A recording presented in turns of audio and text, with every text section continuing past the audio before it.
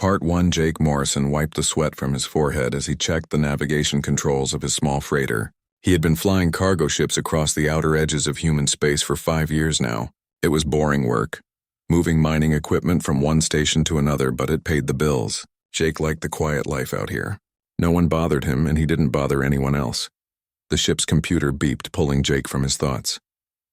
Something strange appeared on his sensors. A signal was coming from deep inside the Veil Nebula, a place where no one ever went. The signal pulsed with a steady rhythm, like a heartbeat calling out across the void. Jake stared at the screen for a long moment. Every instinct told him to ignore it and keep flying. But curiosity got the better of him. He changed course and headed toward the signal. The nebula's swirling clouds made it hard to see anything clearly. His sensors struggled to pierce through the thick cosmic dust. But the signal grew stronger with each passing minute, guiding him forward like a lighthouse in a storm. Then Jake saw it. His breath caught in his throat. Floating in the darkness ahead was a warship unlike anything humanity had ever built. The vessel was enormous, easily 10 kilometers long from front to back. Its hull was made of some black metal that seemed to swallow light itself. Strange symbols glowed faintly along its surface, pulsing in time with the signal. Jake's hands trembled on the controls. This was clearly alien technology, something from a civilization far beyond human understanding. He should report this to the authorities and let them handle it. But as his small freighter called the Morning Star got closer, something amazing happened. Lights activated along one of the massive ship's landing bays. They blinked in a pattern that seemed to invite him inside. Jake knew this was probably a terrible idea. But he had spent his whole life running from challenges, from responsibilities, from anything that might matter. Maybe it was time to stop running. He guided his ship toward the opening bay. The doors sealed behind him with a hiss of air. When Jake stepped out wearing his pressure suit, he was shocked to find the atmosphere was breathable. The temperature was comfortable too. Whatever controlled this ship wanted him alive. He walked deeper into the vessel, following pathways that lit up as he approached them. The corridors were huge, built for creatures much larger than humans. The walls were covered in symbols that glowed with soft blue light. Jake felt small and insignificant as he walked through halls designed for giants. After what felt like hours of walking, Jake reached a massive chamber. It had to be the bridge. At the center stood a tall crystal column that reached from floor to ceiling. As Jake got closer, he felt something stir inside the crystal. Then a voice spoke directly into his mind. It didn't use words exactly. Instead, ideas and meanings flowed into his thoughts. The ship called itself the Vanguard. It was a warship built by an ancient race called the Predecessors, beings who had vanished from the galaxy millions of years ago. The Vanguard's crew had died long ago, turned to dust by the passage of time. But the ship's artificial mind remained, bound by old commands to protect younger races from terrible dangers lurking in the dark spaces between stars. For countless ages, the Vanguard had drifted through space, damaged and sleeping. It had been waiting for someone worthy to answer its call. The ship explained that it had watched humanity from far away. It had listened to their radio broadcasts and studied their nature. When Jake's small freighter passed close enough, the Vanguard reached out to him specifically. The ship's voice filled his mind again. It told Jake that he was different from others who had found it over the millennia. He didn't seek power or conquest. He was searching for purpose, for something that mattered. The Vanguard could give him that purpose, but it would demand everything he had to give. Jake stood before the crystal column, looking at his own reflection in its glowing surface. The ship was offering him command, a partnership unlike anything in human history. But the Vanguard also warned him of dangers beyond the known galaxy. Ancient enemies still prowled the darkness, waiting for new civilizations to grow strong enough to notice. They would destroy any race that caught their attention. Humanity was almost at that point. Without protection, they would be seen, and once seen, they would be killed. Jake thought about his life back home. He had left Earth with nothing, running away from a career that had failed and relationships that had fallen apart. Everyone he had ever known thought of him as a quitter, someone who gave up when things got hard. Here, in the belly of an alien god ship, he had a chance to become something more. He could protect his entire species. Jake reached out and placed his hand against the crystal surface. He spoke one simple word: yes. The ship responded immediately. Systems that had been dark for 1,000,000 years suddenly came alive. Energy flowed through corridors that had been cold and dead. The Vanguard created a connection with Jake's mind, linking their thoughts together. Suddenly he could feel every part of the massive ship. He sensed every corridor, every weapon system, every engine. He could feel the damage the Vanguard had taken in battles fought before humans even existed. But he also felt the ship's incredible strength. Its weapons could bend the laws of physics. Its engines could tear holes in the fabric of space itself. The Vanguard wasn't just a ship. It was a promise to protect the weak. It was both shield and sword. Jake Morrison, the failed cargo hauler who had run from every challenge in his life, had just become the guardian of humanity's future. He didn't know if he was ready for this responsibility. But for the first time in his life, he wasn't going to run away. He would stand and fight. The Vanguard pulsed with approval at his thoughts. Together, they would face whatever came next. The galaxy was about to learn that humanity had a protector now, and that protector commanded a weapon that had been forged by gods. Part 2. 3 months had passed since Jake bonded with the Vanguard. Every day brought new discoveries about the incredible ship. The connection in his mind let him navigate through its systems, but actually mastering them was much harder than he expected. The ship's database contained information about technologies and alien races that made his head spin with wonder and confusion.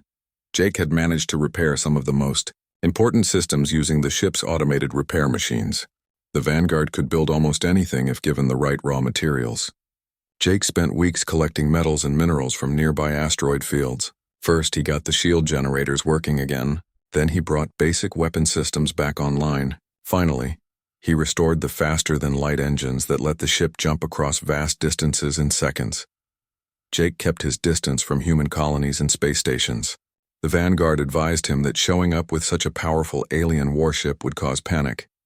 Worse, it might trigger a war as different governments fought to claim the ship for themselves. So Jake stayed hidden in the outer darkness, watching and waiting.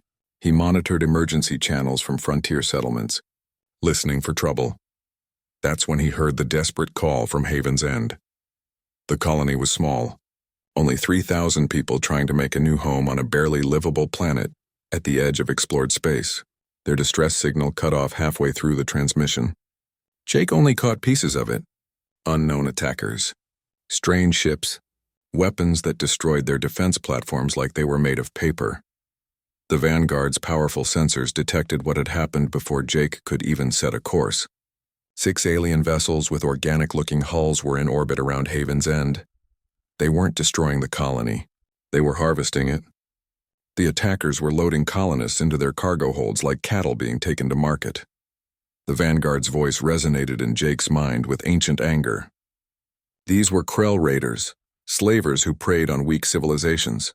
They kidnapped people for their twisted breeding programs and sold them to the highest bidder. This was exactly the kind of threat the Vanguard had been built to stop. Jake felt rage building inside him, amplified through his connection with the ship. Through the Vanguard's sensors, he could see families being torn apart. Children were crying as armed aliens herded them onto transport ships. He had run from responsibility his entire life, but not anymore. Not when he had the power to help. He gave the command. "Show me what you can do." The Vanguard opened a tunnel through space and crossed 3 light years in just seconds. They appeared directly above Haven's End, emerging right in the middle of the raider fleet. The alien ships barely had time to register the massive Dreadnought's presence before Jake opened fire. The Vanguard's main weapons fired concentrated packets of exotic matter. They didn't just damage targets. They completely unmade them at the molecular level. The first raider ship simply stopped existing. One moment it was there, the next it had been reduced to a cloud of scattered atoms. The remaining 5 raiders tried to scatter and run, but the Vanguard was faster than all of them. Point defense systems tracked their movements with perfect accuracy.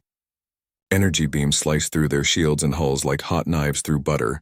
2 of the raiders tried to escape by jumping to faster than light speed. Jake deployed special mines that created gravity wells, yanking the fleeing ships back into normal space where his weapons could reach them.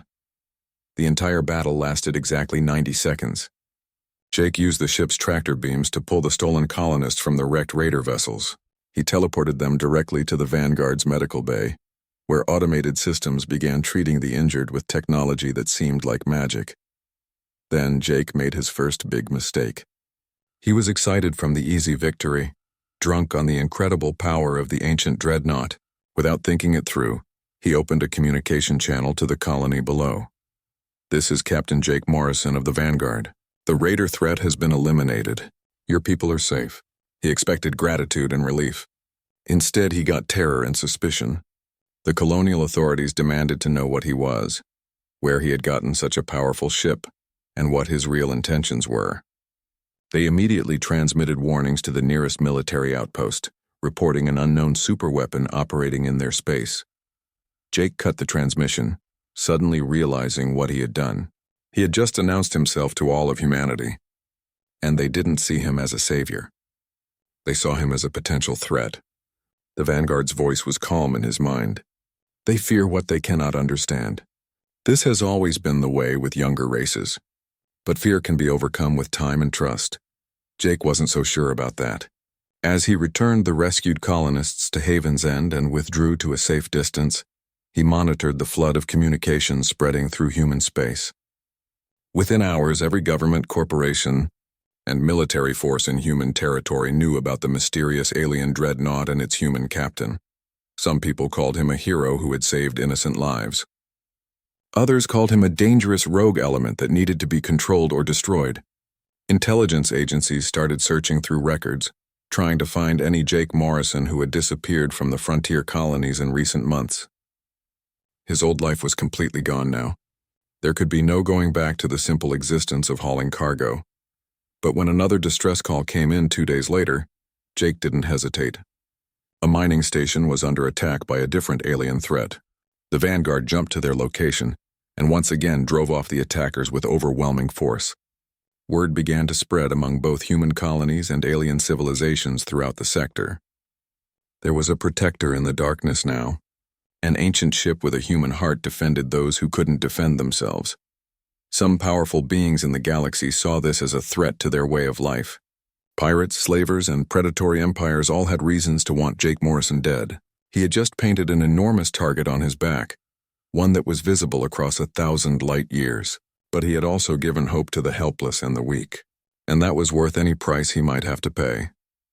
Part 3, 6 months into his partnership with the Vanguard, Jake had stopped 14 separate attacks across the frontier territories. Each time followed the same pattern. A distress call would come in. Jake would jump the Vanguard to that location. He would eliminate the threat with overwhelming firepower. Then he would disappear before military authorities could arrive and start asking difficult questions. His reputation grew larger with each battle. The frontier colonists started calling him the Guardian. Poets wrote songs about the mysterious black ship that appeared when people needed help most. Children drew pictures of the Vanguard and imagined it as a protecting angel watching over them from the stars. But not everyone was grateful for Jake's help. He discovered this truth when a squadron of Earth Defense Force warships intercepted him near the Kepler mining complex. The squadron was led by Commander Lisa Grant, a professional officer with a sharp mind and a firm voice. "Captain Morrison, you are ordered to power down your weapons and submit to inspection. That vessel represents a clear danger to human security. We need to understand its capabilities and make sure it's not a threat to our people." Jake sat in the Vanguard's command chair, feeling the ship's vast systems through his mental connection. He could destroy this entire squadron without breaking a sweat. The Dreadnought's weapons were designed to fight planet-killing monsters and void creatures that could swallow stars. These military gunships were like gnats compared to such threats.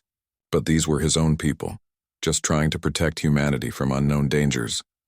"Commander, I'm not your enemy. Everything I've done has been to protect human colonies from alien threats that your forces couldn't reach in time." Jake tried to keep his voice calm and reasonable. "That's not your decision to make," Grant responded quickly. "You're operating an unknown weapons platform without authorization. You're crossing borders without clearance. You're engaging in combat without declaring loyalty to any recognized government. In legal terms, that makes you a pirate." The Vanguard whispered a warning directly into Jake's thoughts. More ships were approaching from different directions. Heavier vessels armed with experimental weapons that human scientists had developed specifically to counter unknown threats like him. Earth's military and industrial corporations had been working day and night since his first appearance, trying to create weapons that could hurt the Vanguard. They couldn't really damage the ancient Dreadnought, not with anything they currently had. But they could make his life very complicated. "I'm going to leave now," Jake said calmly. "Please don't follow me. I'm not going to hurt anyone, but I'm also not going to let you imprison this ship.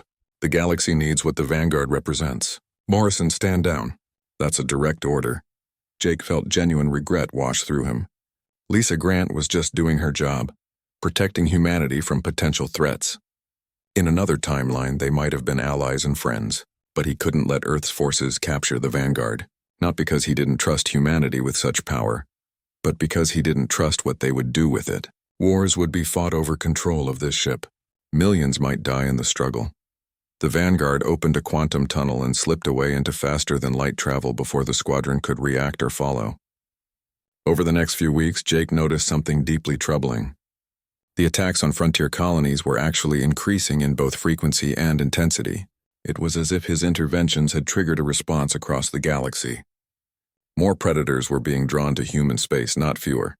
The Vanguard confirmed his darkest suspicions. The galaxy operates on brutal logic, the ship's consciousness explained. When a new species emerges into space, they are tested by those who see them as prey or competition. Your protection has marked humanity as valuable, worth the risk of facing me. The attacks will only increase in the months ahead.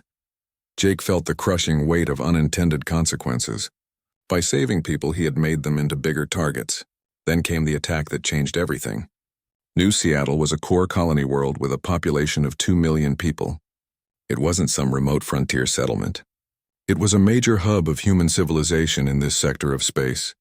The attackers weren't random raiders or pirates looking for easy prey. They were something far worse. A Krell war fleet consisting of 12 massive capital ships translated into orbit around New Seattle. They began a systematic planetary bombardment, their weapons carving burning scars across the surface. Their demand was broadcast on all frequencies and transmitted to every human world within range. Surrender the human who commands the predecessor Dreadnought, or watch your world burn to ashes. Jake was 3 star systems away when he received the transmission. The Vanguard could make the jump in just a few minutes, but the ship's tactical computer ran the calculations and the results were grim. 12 Krell capital ships represented a serious threat, even for the mighty Vanguard. The Dreadnought was incredibly powerful, but it was also still damaged from ancient battles. It was operating at perhaps 60% of its original full capabilities. We might not survive this fight. Jake said the words out loud, making them real. Perhaps not, the Vanguard agreed calmly. But if we do not go, 2 million humans will certainly not survive. Is that not why you accepted this burden months ago? Jake thought about all the people he had failed throughout his life. Failed relationships where he had given up too easily. Abandoned responsibilities when things got difficult. Running away whenever the path got hard. He had been given a miraculous chance to be something better, to become someone who didn't run from challenges. Take us in, he ordered. The Vanguard emerged from its quantum tunnel directly above New Seattle, positioning itself between the burning planet and the Krell war fleet. Jake opened communication channels to both the planet below and the enemy ships above. This is Captain Jake Morrison. You want me? Here I am. Leave the planet alone. The Krell fleet commander responded with a series of harsh clicking sounds that the Vanguard instantly translated into human language. You dare to command a predecessor vessel? You mock the ancient powers with your primitive presence. We will take that ship from your dead hands and add it to our collection. All ships open fire. What followed was the most intense and brutal battle Jake had ever experienced. The Krell ships were massive biomechanical constructs, living vessels whose weapons were powered by enslaved psychic beings. They hit hard and fast, overwhelming the Vanguard's shields through sheer volume of continuous fire. Jake fought like a man possessed, using every trick and technique the ship had taught him over the past months. He wove through their formation at impossible speeds, using the Dreadnought's superior maneuverability against their greater numbers. His pulse cannons tore gaping wounds through Krell hulls. Point defense systems intercepted thousands of missiles and prevented boarding pods from latching onto his ship. But there were simply too many enemy vessels, and they were learning his patterns, adapting to his tactics. A massive psychic beam punched straight through his weakened shields, carving a deep burning wound into the Vanguard's port side. Jake felt the ship's pain as if it were his own body being cut open. Systems failed throughout the vessel. Compartments that hadn't held atmosphere in a million years suddenly vented their ancient air into space. Below on New Seattle, 2 million people watched the desperate battle raging in their skies, knowing their fate hung in the balance. Part 4. Jake was losing the battle. 3 of the Vanguard's main weapon arrays had been completely destroyed. The shields were down to 15% power and dropping fast. The Krell fleet had surrounded him completely, hammering the ancient Dreadnought from every direction at once. Through the neural link connecting him to the ship, Jake felt every impact as physical pain shooting through his body. Warning alarms screamed inside his head. The Vanguard systems were failing one by one, unable to keep up with the sustained damage they were taking. "We should retreat," the ship's consciousness advised. Its mental voice flickered with static from damage to its core processors. "Live to fight another day. I cannot protect you if my systems fail completely and shut down." "No," Jake growled through teeth clenched against the pain. "We hold the line here." He pushed the ship even harder, desperately redirecting power from life support systems to weapons. He pulled energy from internal gravity generators to feed the failing shields. The Vanguard responded sluggishly, its ancient systems overtaxed far beyond their current damaged capacity. A Krell battleship, the largest in their fleet, moved in for the killing blow. Its massive psychic cannon began charging with sickly green light that hurt to look at. Jake knew he couldn't dodge in time. The Vanguard's engines were too badly damaged. His maneuvering options had run out. This was how it would end. He had bought New Seattle maybe 20 minutes. He hoped desperately that it had been enough time for at least some of them to evacuate. Then something completely impossible happened. A spread of missiles slammed into the Krell battleship from behind, detonating across its organic hull with devastating effect. The psychic cannon's charge became unstable. The energy backwash tore through the ship's internal systems, ripping it apart from the inside. Jake's sensors registered new contacts emerging from quantum space all around the battlefield. Ships bearing human identification codes, dozens of them arriving all at once. Commander Lisa Grant's voice crackled across the emergency communication channel, full of determination and barely controlled anger. "Morrison, you stubborn fool. Did you really think we would let you die alone out here?" The Earth Defense Force squadron had arrived in force, but they weren't alone. Colonial defense ships from a dozen different worlds had joined them. Civilian cargo freighters hastily armed with improvised weapons, even a few alien vessels belonging to races that Jake had helped during his previous interventions across the sector. It was a ragtag fleet, hopelessly outmatched by the Krell warships in terms of individual firepower and armor, but they had superior numbers, and more importantly, they had an iron determination to protect one of their own. "All ships concentrate your fire on the lead Krell vessel," Grant ordered crisply. "Provide covering fire for the Vanguard while it recovers and makes repairs." The improvised fleet swarmed the Krell formation like angry wasps attacking a bear. They couldn't hurt the massive biomechanical ships very much individually, but they could distract them, draw their fire away from Jake, and buy him precious time to recover. Through his pain and bone-deep exhaustion, Jake felt something he hadn't expected to feel. Hope stirred in his chest. The Vanguard sensed the emotion through their connection. Your species fights for one of their own. The ship's consciousness observed with something like satisfaction. Even when you pushed them away and refused their help, they came when you needed them most. "This is why I chose a human to bond with, Jake Morrison. Your people are fractious and stubborn and difficult, but you do not abandon each other when it truly matters." Jake used the breathing room the fleet had bought him to frantically reroute power through undamaged systems. He brought critical systems back online through sheer force of will, combined with the ship's incredible built-in redundancy. The Vanguard's regenerative repair systems began slowly knitting hull breaches closed and restoring damaged shield projectors to partial function. "All ships, pull back to a safe distance," Jake transmitted to the fleet. "I'm going to try something extremely dangerous." The Vanguard had one weapon that Jake had been too afraid to use until now. A reality fragmenter that could literally tear holes in the fabric of space and time itself. The ship had warned him repeatedly that using it while so badly damaged was incredibly risky. Activating the fragmenter in the Vanguard's current state could tear the Dreadnought apart just as easily as it would destroy the enemy. But Jake was completely out of options and time. He targeted the exact center of the Krell formation, where their ships were clustered most tightly together. Then he activated the reality fragmenter. Space itself seemed to scream in protest at what he was doing. A perfect sphere of absolute darkness expanded outward from the Vanguard's position. Anything the sphere touched simply ceased to exist in any meaningful way. Not destroyed or vaporized or atomized, just completely removed from reality itself as if it had never been there at all.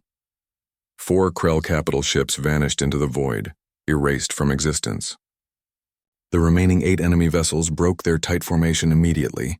Their psychic commanders broadcast waves of pure panic and terror across all frequencies. They had come to this system expecting to crush a single lone ship, operated by a primitive human. Instead, they had encountered something that brought back ancient nightmares. A predecessor vessel at full war fury, backed by a species too stubborn to know when they were supposed to be beaten. The Krell fleet retreated in complete disorder. They jumped to faster than light speed and abandoned the battlefield entirely, fleeing back to their own territory. Jake slumped forward in the command chair, every muscle in his body screaming with exhaustion. The Vanguard systems were in critical condition throughout the ship. He had pushed the ancient Dreadnought to its absolute limits and far beyond what was safe. But they had won. New Seattle was safe. 2 million people would live to see another day. Commander Grant's ship pulled alongside the battered Vanguard, matching its slow drift. "Morrison, your ship looks like hell. We're sending damage control teams over to help with repairs." "Negative," Jake replied weakly. "The Vanguard won't allow anyone else aboard. Its security protocols are absolute and cannot be overridden." "Then let us escort you to somewhere safe where you can recover," Grant said firmly. "You saved 2 million people today, Jake. The least we can do is watch your back while you and your ship heal." Over the following days, as the Vanguard limped slowly to a secure hidden location and began its automatic self-repair protocols, something fundamental shifted in humanity's relationship with Jake Morrison. The military commanders who had wanted to imprison him and take his ship were forced to grudgingly acknowledge that he had saved more lives than their entire combined defense fleet. Politicians, who had publicly called him a dangerous rogue element, found themselves shouted down by angry colonists who owed him their very lives. Alien civilizations across the entire sector took notice of what had happened. A human had bonded with a predecessor Dreadnought and used its godlike power not for conquest or domination, but for protection of the weak. That single fact changed political calculations and opened diplomatic doors that had been firmly closed to humanity before. But Jake knew in his heart that the real battle was only just beginning. The Krell would certainly return eventually with even greater force. Other predatory civilizations would take notice of humanity's new protector and test him to find his limits. The galaxy was a brutal place, and showing strength only meant you would face progressively stronger challenges.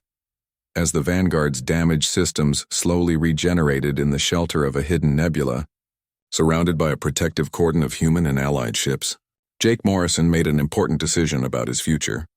He couldn't keep doing this alone anymore.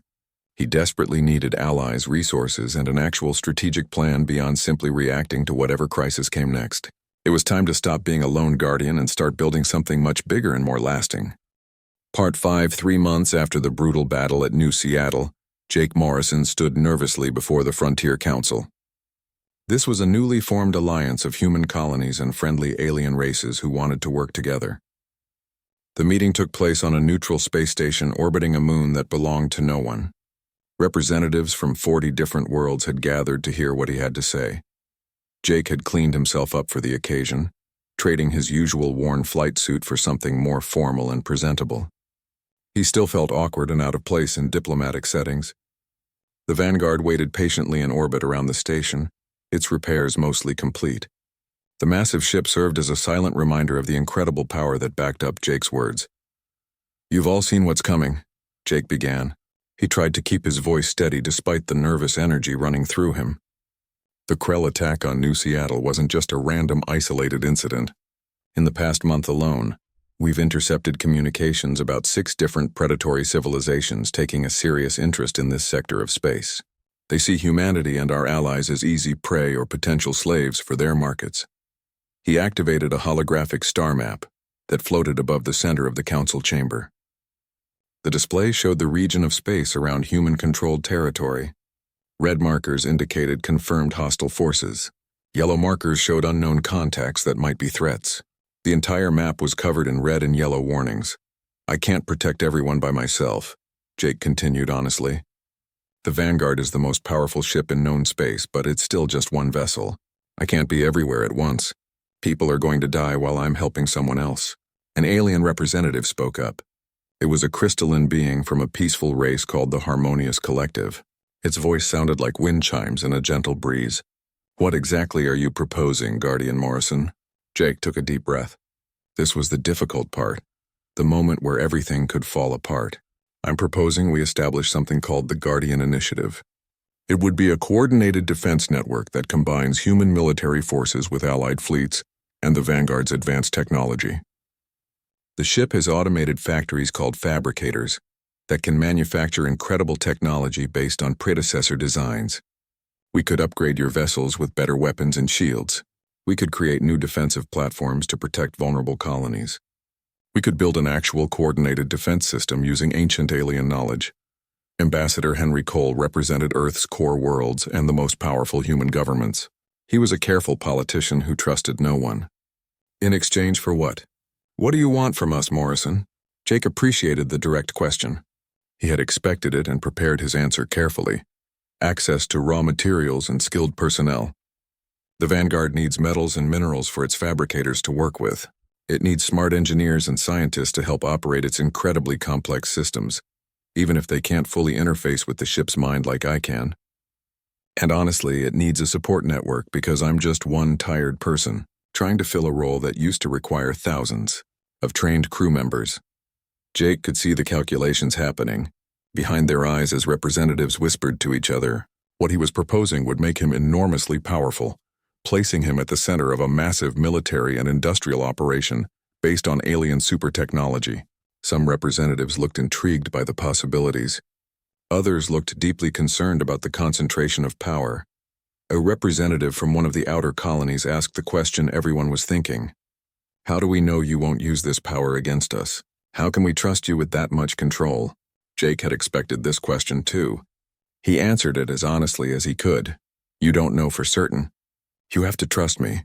The same way those colonists on Haven's End trusted me when I showed up out of nowhere in an alien warship. The same way 2 million people on New Seattle trusted me to stand between them and total annihilation. He paused to let that sink in, then continued. But I'm not asking for blind faith here. I'm proposing real oversight and accountability. A council of representatives who have full access to information about the Vanguard's activities. You would be able to see where I go and what I do. Complete transparency in exchange for your cooperation and support. The Vanguard's consciousness stirred gently in the back of Jake's mind. You are giving them significant power over us, the ship observed neutrally. I'm giving them partnership, Jake thought back silently. You told me yourself that younger races fear what they don't understand. So let's help them understand and be part of this. The debate raged on for many hours. Some representatives argued passionately for full military integration, where Jake would take orders from a unified command structure. Others demanded strict limitations on exactly what technology could be shared and how it could be used. The crystalline beings from the Harmonious Collective proposed an ancient binding oath ceremony to formalize the partnership. Representatives from Earth's core worlds demanded veto power over any major military operations. Jake listened carefully to every argument, negotiated compromise positions, and gave ground where he could afford to. This was far harder than any battle he had fought against alien raiders or Krell warships, but slowly and painfully, like a ship being built one piece at a time. An agreement began to take shape that everyone could live with. The Guardian Initiative would be established as an independent defensive organization that answered to no single government. Jake would remain in sole command of the Vanguard itself, but a council made up of representatives from member worlds would oversee major strategic decisions. Human and alien engineers would work directly with the ship's fabricators to create defensive technology, but the most powerful weapon systems would be carefully controlled to prevent misuse. Most importantly, the initiative would have the authority to respond immediately to threats across the frontier, without waiting for slow, bureaucratic approval processes. When innocent lives were at stake, Jake could act decisively, and the member worlds had agreed to back him with their own forces and resources. It wasn't a perfect solution. Nothing involving this many different governments and species could be perfect. But it was a solid beginning, a foundation to build on. Over the following months, the Guardian Initiative began to take real shape and substance. The Vanguard's fabricators worked around the clock, producing advanced shield generators for vulnerable colonies. They manufactured sophisticated sensor arrays for patrol ships. They even built a few smaller warships based on simplified predecessor designs, though nothing approaching the Dreadnought's overwhelming power. Jake trained alongside human naval officers, teaching them everything he had learned about combat in the depths of space. In return, they taught him proper fleet tactics and coordination strategies. He was a natural pilot with incredible instincts, but he had never received formal military training. The experienced officers helped fill in the gaps in his knowledge. The Vanguard's vast knowledge base contained millions of years of galactic history. Jake had barely scratched the surface of what the ship knew. It began sharing critical information about the galaxy's violent past, the rise and fall of countless civilizations, and the terrible threats that lurked in the darkness between stars, waiting for their chance to strike. One such ancient threat emerged exactly 6 months after the initiative's formal creation. Deep space monitoring stations detected something that should have been impossible: a world eater, a massive organic creature that literally consumed entire planets for sustenance. The predecessor records indicated these monsters were extremely rare, but absolutely devastating when they appeared. They could destroy whole star systems if left unchecked. This particular world eater was heading directly toward a densely populated system that held 17 billion innocent people. Jake took the Vanguard to intercept the creature, but this time he wasn't alone in the fight. A coordinated fleet of 30 ships accompanied him, including several new Guardian-class destroyers built with predecessor-inspired technology. Commander Lisa Grant commanded one of these new ships called the Defender. She had proven herself to be a brilliant tactical mind in multiple engagements. The World Eater was massive beyond human comprehension, like a living moon made of flesh and biometal that bent gravity around itself. Its hunger radiated across space like a psychic scream of endless need. "We can't let it reach the inner planets," Jake said grimly over the fleet-wide channel. "All ships engage at maximum weapons range. Target the thermal vents along its flanks where its armor is weakest." The resulting battle was unlike anything Jake had experienced before. The creature was mindless but incredibly tough and resilient. Weapons powerful enough to vaporize warships barely scratched its impossibly thick hide. It lashed out with massive tendrils made of living metal that could snap ships in half like twigs. But the Initiative fleet fought with practiced precision and perfect coordination.